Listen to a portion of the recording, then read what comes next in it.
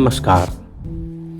मैं अनुज तिवारी आप सबका कथा लोक की दुनिया में एक बार फिर से स्वागत, वंदन और अभिनंदन करता हूँ। कथा लोक कहानी संग्रह का प्रथम भाग, जिसमें 16 कहानियाँ हैं, वह प्रकाशित हो चुका है, जिसे केशव पब्लिशर्स दिल्ली ने प्रकाशित किया है, जिसके लिए मैं आदरणीय दीप्ति शुक्ला और उनकी पूरी टीम का बहुत बहुत आभार व्यक्त करता हूँ। तो आइए सुने कथालोक प्रथम भाग की प्रथम कहानी आत्महंता।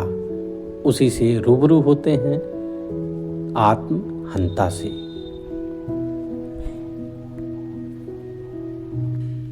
वागीश मेधावी, होनहार, अत्यंत सुशील, रामचंद्र के 2 पुत्रों एवं पुत्री में सबसे बड़ा। बड़ी बड़ी आंखें, ऊंचा मस्तक, उठी हुई नासिका, सामान्य कदकाठी, 18 वर्ष का किशोर। इस बार इंटरमीडिएट प्रथम श्रेणी में पास किया, जबकि विद्यालय के छात्रों को पास होने के लाले पड़े हैं। निसंदेह उस समय सब और उसकी प्रशंसा हो रही है। निश्चय ही रामचंद्र का यह पुत्र इस क्षेत्र का नाम रोशन करेगा, ऐसी ही चर्चा है।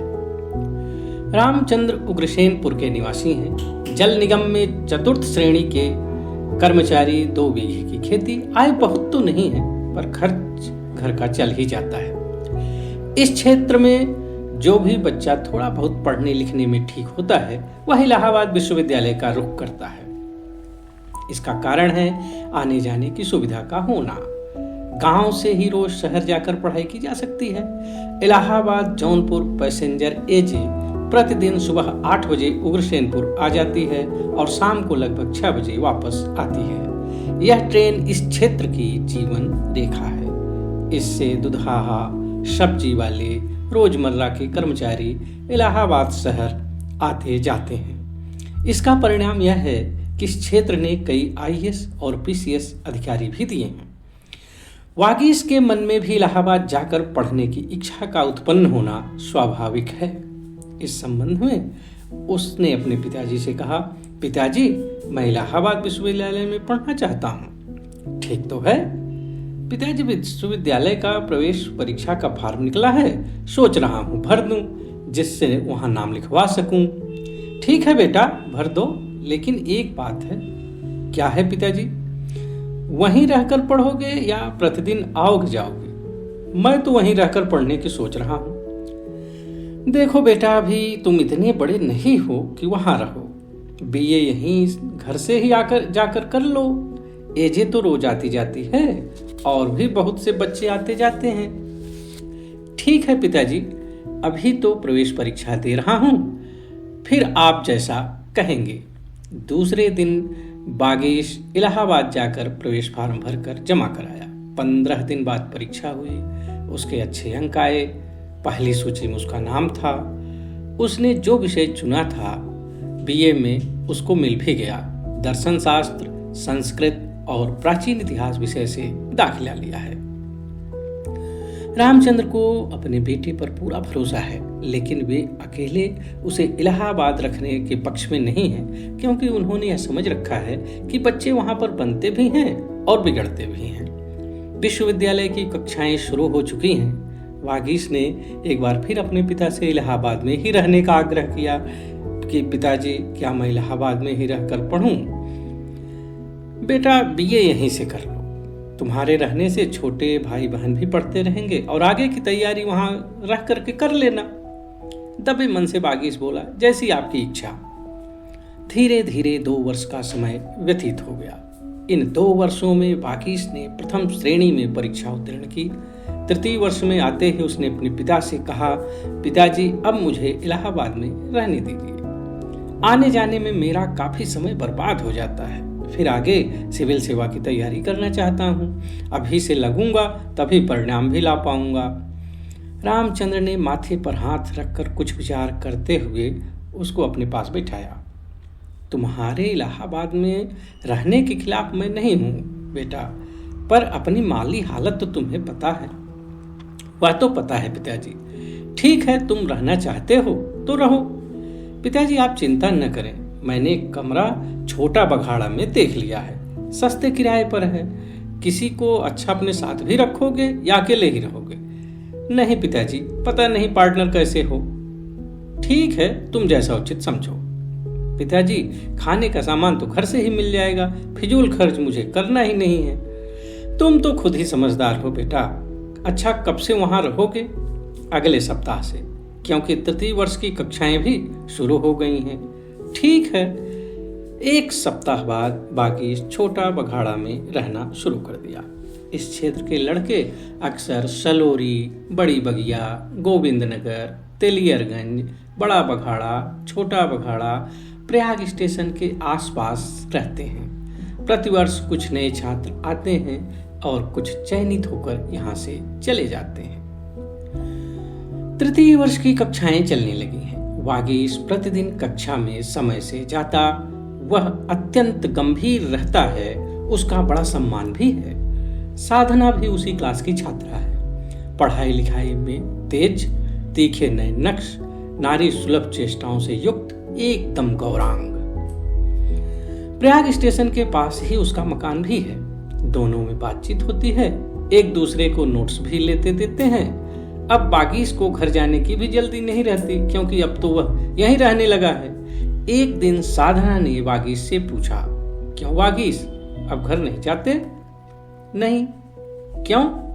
अब यही छोटा बघाड़ा में कमरा ले लिया है। अच्छा, आगे तैयारी करने का इरादा है क्या? सोच तो यही रहा हूं। बड़ी कठिन राह है। मेहनत से कठिन रास्ते भी सरल हो जाते हैं। तुम क्या करोगी? फिलहाल तो संस्कृत से एमए करूंगी। मैं भी तो संस्कृत से ही एमए करना चाहता हूँ। बहुत बढ़िया है। ठीक है, कुछ दिन और भी साथ रहेगा। कमरे में और कोई पार्टनर भी रहता है कि अकेले ही रहते हो? अभी तो अकेले ही रहता हूँ। आगे भी अकेले ही रहने का विचार है।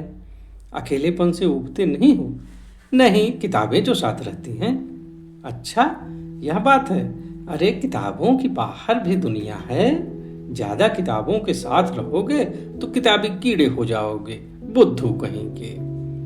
बातें करते करते विश्वविद्यालय से कब प्रयाग स्टेशन आ गए पता ही न चला। वहां से दोनों अपने अपने गंतव्य पर चले गए। आज पहली बार बागीश को साधना से बात करने में न जाने क्या आनंद मिल रहा था। उसके हृदय में न जाने किस प्रकार की लहरें उठने लगीं। रात में खाना बनाकर जब पढ़ने बैठा तो उसका मन लगा ही नहीं। उसे साधना की वे बातें याद आने लगी कि किताबों के साथ रहोगे तो किताबी कीड़े हो जाओगे, बुद्धू कहीं के। किताबों में अब साधना का ही यक्ष उभरने लगा। उसके दिमाग में साधना ही साधना घूमने लगी। उसे लगा कब सुबह हो, क्लास में साधना से मुलाकात हो। उधर साधना को भी न जाने क्यों आज बागीश की तरफ सहज खिंचाव महसूस हो रहा था। वह न जाने क्यों उसे बात करने की इच्छुक हो गई। उन दोनों में आज के पहले किताबों का लेन देन भले हुआ हो, यह बात क्लास तक सीमित रही, आई गई और हो गई। पर आज न जाने क्यों उनकी बातें, अकेला हूँ, किताबें साथ हैं, उसकी गंभीरता, दुनियादारी से अनजान होना उसे भाने लगी। उसकी सरलता में अजीब सा आकर्षण है। वह रात भर तकिए को अपने नीचे दबाए यही सोचती रही। दूसरे दिन क्लास में वे एक दूसरों को कनखियों से देखते रहे। संस्कृत में कालिदास का अभिज्ञान शाकुंतलम पढ़ाया जा रहा था। उनको उसमें एक अजीब सा आनंद आ रहा था। लगा यह कृत उनके लिए ही लिखी गई है। क्लास समाप्त होते ही दोनों चल दिए। साथ तो चल रहे हैं पर कोई बोल नहीं रहा है। 10 मिनट तक सन्नाटा रहा, बस चुपचाप चलते रहे। इतने में स्टेशन आ गया। दोनों ने एक दूसरे की तरफ देखा और बिना कुछ कहे एक दूसरे को कागज का टुकड़ा थमा दिया। उन्होंने अपने मन के उद्गार को इस कागज के टुकड़े पर उतार रखा है। दोनों एक दूसरे के आकर्षण में समा गए। मन मिलने को बेचैन। साधना ने पत्र में अगले दिन कंपनी बाग में चलने की बात लिखी है, शाम 4 बजे। वागीश और साधना कक्षाएं समाप्त होने के बाद कंपनी बाग की तरफ चल पड़े। वहां पहुंचकर दोनों एक सुनसान जगह पर एक दूसरे से करीब 1 मीटर के फासले पर बैठ गए। उनके दिल तेजी से धड़क रहे हैं। बात करने की तो इच्छा है, लेकिन पहल कौन करे। अंततः साधना ने चुप्पी तोड़ते हुए कहा, क्यों वागीश, तुम्हारी आंखें लाल क्यों हैं? क्या रात भर पढ़ते ही रहे? नहीं तो, लग तो ऐसे ही रहा है। चेहरा भी उखड़ा उखड़ा है। सिर ऊपर उठाकर वागीश बोला, पता नहीं रात भर नींद क्यों नहीं आई। वैसे उन्नीदी तुम भी लग रही हो। लगता है कि तुम भी सोई नहीं। पता नहीं तुम्हारा पत्र पढ़ने के बाद मुझे नींद नहीं आई। क्यों, ऐसा क्या लिखा था उसमें? वह तो तुम्हें भी पता है। पता ही तो नहीं है, मैं ज्यादा अच्छा लिख नहीं पाता हूँ। वैसे शायद यह बात मैं अपनी जबान से कह न पाता। तुम मुझसे ज्यादा अच्छा लिखती और बोलती हो। यह किसने कहा? मेरे दिल ने। साधना ने शर्म से आंखें झुका ली। भारी पलकें कमल की पंखुड़ी के समान शोभायमान हो गईं। कपोलों पर सुर्खी दौड़ गई। मुंह से एक भी शब्द न निकला। वागीश को साधना की आंखों में न जाने कहाँ का इंद्रजाल दिखने लगा। पता नहीं कितनी स्निग्धता और गहराई उसकी आंखों में है। दोनों को वहां बैठे घंटों बीत गए, जाने की सुध ही न रही। एकाएक दोनों की तंद्रा टूटी। वह उठ खड़े हुए। वागीश साधना की ओर देखते हुए बोला, क्या हम लोग प्रतिदिन कुछ यहाँ समय और नहीं गुजार सकते? क्यों नहीं, लेकिन क्या यह ठीक रहेगा? क्यों नहीं ठीक रहेगा? इसका सब गलत अर्थ न लगाने लगे। हमारे बीच में कुछ गलत है ही नहीं, तो गलत अर्थ क्या? अब वह दोनों कंपनी बाग घंटे 2 घंटे साथ गुजारने लगे। प्रतिदिन क्लास के बाद दोनों कंपनी बाग चले जाते। जिस दिन छुट्टी हो जाती या वागीश घर चला जाता, उनमें बेचैनी होने लगती। पहले तो फासले पर बैठते रहे, पर धीरे धीरे नजदीकियां बढ़ने लगी। दोस्ती चाहत में बदलने लगी। वे एक दूसरे के बिना दुनिया की कल्पना भी बेकार समझने लगे। वागीश जब साधना का हाथ अपने हाथ में लेता और उसकी कोमल उंगलियों को छूता, तो उसे दोनों जहां मिल जाता। साधना को आश्रय मिलता। यह क्रम साल भर चलता रहा। दोनों ने 3य वर्ष की परीक्षा भी पास कर ली। इस बार वागीश छुट्टियों में भी घर नहीं गया। कक्षाएं न होने से साधना का घर से निकलना मुश्किल था। इस बीच वागीश ने गुनाहों का देवता उपन्यास पढ़ा। फिर न जाने क्यों यह स्कृत को कई बार पढ़ा। वागीश अक्सर प्रयाग स्टेशन के बगल साधना की गली से होकर गुजरता कि वह कहीं नजर आ जाए, पर वह दिखाई ही नहीं देती। अचानक एक दिन साधना उसे प्रयाग पुस्तक स्टोर पर मिली, जहां दोनों कंपनी बाग के लिए रवाना हो गए। वागीश बोला, क्लास क्या बंद हुई? तुम तो बाहर निकलती ही नहीं। कैसे निकलूं? कोई बहाना भी तो चाहिए। मम्मी पापा घर पर ही रहते हैं। अच्छा, तुमने गुनाहों का देवता पढ़ा है? हाँ, क्यों? इस उपन्यास में सुधा और चंदर अपनी अपनी जगह सही थे। अरे तुम बुद्धू के बुद्धू ही रह गए। सोचते बहुत हो। किताबों की दुनिया से बाहर निकलो। तुम्हें तो सुधा और चंदर की पड़ी है। तुम एमए में नाम लिखवाओगे या नहीं? हाँ, संस्कृत में लिखवाऊंगा। मैं भी उसी विषय में नाम लिखा रही हूँ। अब हमारी तुम्हारी मुलाकात क्लास चलने पर ही होगी। अनावश्यक मिलने का प्रयास मत करना। चलते चलते साधना ने वागीश के गालों पर अपनी हथेलियों से एक हल्की चपत लगा दी। वागीश को करंट सा लग गया। वह कुछ कह पाता, इसके पहले ही साधना तेजी से निकल गई। होने भी ईश्वर की इच्छा है, जिसे टाला नहीं जा सकता। कुछ ऐसे घटनाक्रम हैं जिस पर हमारा वश नहीं रहता। हम चाहकर भी कुछ नहीं कर पाते।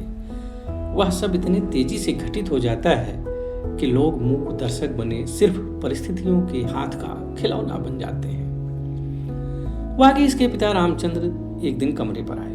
उन्होंने कमरे को बड़ा अस्त व्यस्त पाया। वागीश ने कहा, अरे पिताजी, आपने क्यों कष्ट किया? मुझे ही बुला लिया होता। नहीं, मैंने सोचा मैं ही चला चलूं। फिर कुछ बात ऐसी थी कि। वागीश घबरा कर बोला, क्या बात है? घबराओ नहीं, खुशी की बात है। तुम्हारी शादी 10 दिन बाद है। वागीश सन्न रह गया, कुछ न कह सका। क्यों शर्मा गए? बात यह है बेटा कि तुम्हारे मामा एक ऐसा रिश्ता लेकर आए जिसे हम टाल न सके। इतनी भी जल्दी क्या है पिताजी? तुम नहीं समझोगे, शादी विवाह समय से ही अच्छे लगते हैं। अभी तुम्हारी छुट्टी 20 दिन और है, तैयार हो जाओ, चलो मेरे साथ। वागीश कुछ समझ नहीं पा रहा था कि क्या करे। इतनी जल्दी सब कुछ? उसके मानस पटल पर साधना ही साधना छाई हुई है। वह उसे क्या मुंह दिखाएगा?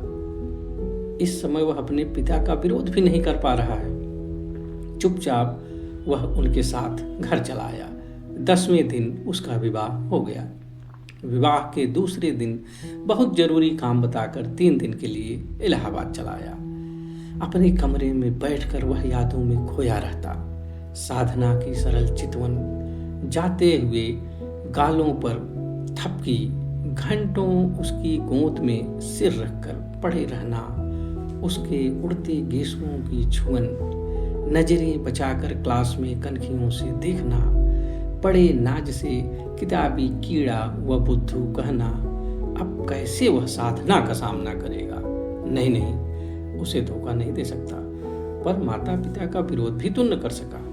क्या करे, समझ में नहीं आ रहा है। 2 दिन तक वह अपने को कमरे में बंद किए रहा, कुछ खाया पिया नहीं। उसे लगने लगा सबसे बड़ा दोषी वही है। अंततः उसने एक खतरनाक फैसला ले लिया। दूसरे दिन सुसाइड नोट लिखा। कई बार उसने अपने आप को धिक्कारा और फिर पंखे पर झूल गया। प्रातः 10 बजे तक उसका दरवाजा नहीं खुला। बगल कमरे के छात्रों ने मकान मालिक को सूचना दी। उसने पुलिस बुलाया। पुलिस वालों ने दरवाजा तोड़ा तो लाश पंखे से लटक रही थी। पुलिस ने तुरंत उसके घर सूचना भिजवाई। शाम 4 बजे तक रामचंद्र पहुंचे बदहवास। सुसाइड नोट पुलिस अधिकारी के हाथ में था। उसने कांपते हाथों से वागीश के पिता को थमा दिया, जिसमें लिखा था, अपनी मौत का जिम्मेदार मैं खुद हूं, किसी को इसके लिए परेशान न किया जाए। पिताजी, मैं आपके भरोसे को कायम न रख सका और अपनी आत्मा को भी न दबा सका, इसलिए मुझे माफ करना। एक आत्महंता।